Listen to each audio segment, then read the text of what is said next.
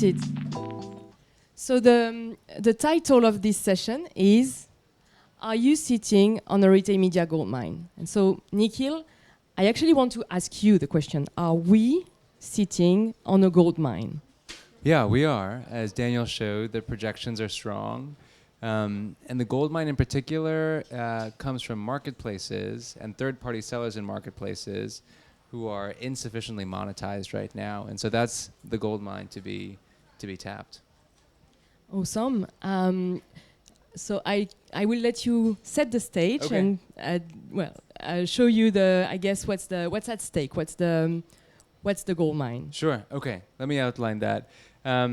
So this is my latest estimate of year-over-year growth rates on the bottom, and then the overall size of these RMNs. And the takeaway here is that the biggest RMNs who are growing the fastest have big marketplaces, and they generate a majority of the overall ad revenue from third-party sellers in marketplaces who dedicate all of their ad budgets to the marketplace that they sell on because they have no organic authority. So if they didn't spend money on ads, they wouldn't be found. If they weren't found, they wouldn't be bought. So that's the takeaway here, is that when people talk about the size of Amazon, I think what gets overlooked is how much of a contribution 3P sellers are actually making to the overall size of the prize there.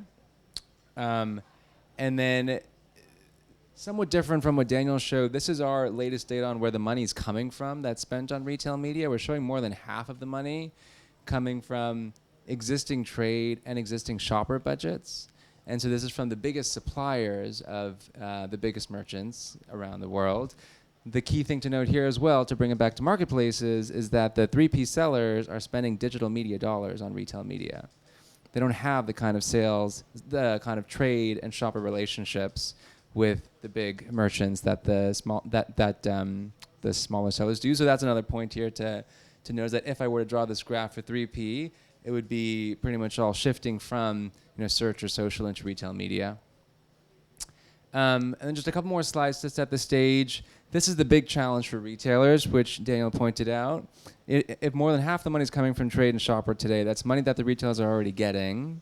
And so they need to begin to take share from the search walled gardens, the social walled gardens, the TV walled gardens, to generate the high margin income that they need to offset losses in other parts of the business. And so this is the challenge for retailers. Again, marketplaces are key to changing how this graph looks.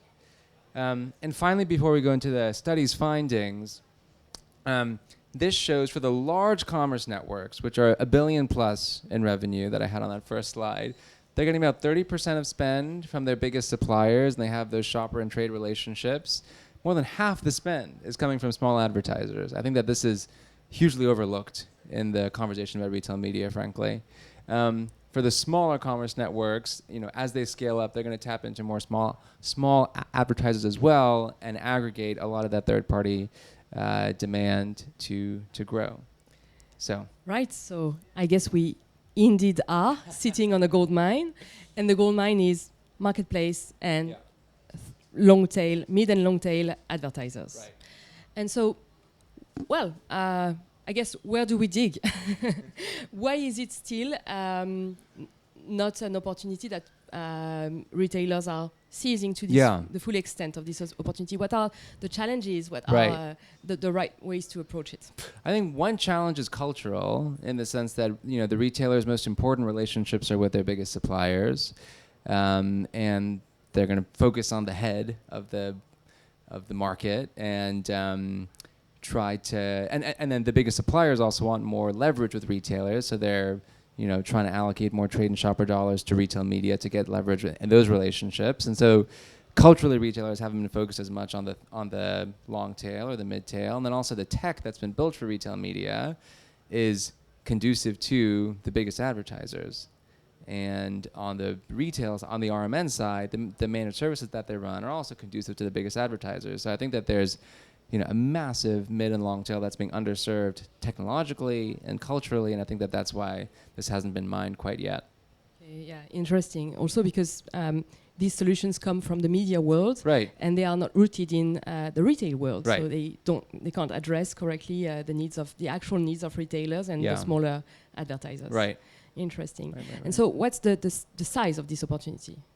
It's huge. So to put some numbers behind it, we ran a study together. We surveyed a bunch of RMNs around the world, and we tried to get from them a sense of how big they think the marketplace opportunity is going to be for them, where the money's going to come from, what challenges they'll have unlocking that opportunity. And so this is what we found. The folks we surveyed do appreciate the need to tap into 1P and 3P demand. And to satisfy the mid to long tail of advertisers, you need much easier onboarding than you currently have. You need a bunch of automation to make it as simple and effortless as possible for smaller advertisers to set up campaigns and self-serve them. And you need really good machine learning, as Daniel said, to deliver relevant advertising no matter the size of the advertiser. The resource constraints on the retail side, the lack of media expertise on the retail side, as you pointed out, the resource constraints on the brand side make this challenging, as with everything.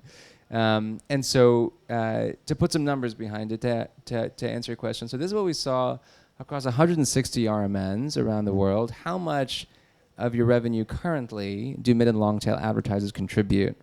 And I think you were pointing out that you see a huge gap between this number and what Walmart has reported publicly, what Amazon's reported publicly as well. So what's interesting here is when you survey retailers, what we find is a bit less than 30% of their revenue comes from the mid and long tail. But when you look at the leaders in the market, like Walmart, this number is much higher. 85% of their revenue comes from monetizing the mid to long tail. And so this gap shows, the size of the opportunity and what's at stake for retailers to really unlock more revenue, more profitability from retail media. Yeah, right. But the question now is how and what are the roadblocks? Right. Why can't we get there? Right. Sure. So to answer that, we also asked, what are your concerns? We asked retailers, what are your concerns with retail media ads? They talked about keeping control over the customer experience. These retailers have very traditional IT teams, so anything touching the site becomes a big issue for them. So that's one issue, is control. We talked about automation and not overloading the staff by unleashing a flood of mid and long tail demand. I mean, if they can barely keep up with the current managed service demand for the biggest suppliers, it's going to be a hard ask to keep up with the mid to long tail. Protecting organic revenue from being eroded by paid, that's something else. And so that's really an issue for the biggest brands who have a bunch of organic authority already. These smaller brands don't have organic authority, so they need paid media to be visible again. But these are some of the constraints now, which I think I think that these are lagging indicators of the culture within retailers that is being changed as retailers become more like publishers. As they acquire and hire media DNA, I think that these numbers are definitely gonna move. So the challenges, as I mentioned, are culture, partners, and processes. The biggest challenge is we need the right tech, first of all, to enable the mid to long tail. What we have today off the shelf from Google or from Criteo or from Coty or from Kevel is not conducive to mid and long tail demand. Then we need to prove the value, the incremental value of retail media to whoever buys it, and we need to serve both 1P and 3P sellers. So all this data that we found, I think, substantiates the broader thesis that we've been working on together about the fact that there's this huge opportunity that's being overlooked right now and being underserved. You need easy onboarding for self-service. This is for on-site as well as off-site. You need fully automated campaigns. So the kind of ease and efficiency that these smaller advertisers are used to with Performance Max or Performance Plus from Amazon or Advantage Plus from Meta, they're expecting from RMNs as well to be able to self-serve ads and take money from the search and social walled gardens and divert it to, the Walmarts and Zalandos of the world. Yeah. And I guess for retail media to be profitable, also for the retailer, when it comes to these smaller players, you have to have this self-service access.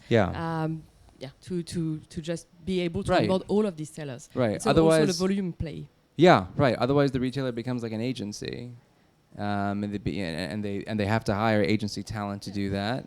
Which is the right approach when it comes to bigger brands. Right. Right. But not for these untapped folks. And then the conclusion we have is that retailers can raise the bar by acting more like publishers and acting a bit less like retailers subject to all the cultural constraints and cultural baggage that comes with. And so, we talked about AI and ML for relevant advertising, but also AI and ML baked into the decisioning layer and the technology that's used to take risk out of the advertiser's hands and put it on the platform to serve relevance and actually deliver ROAS.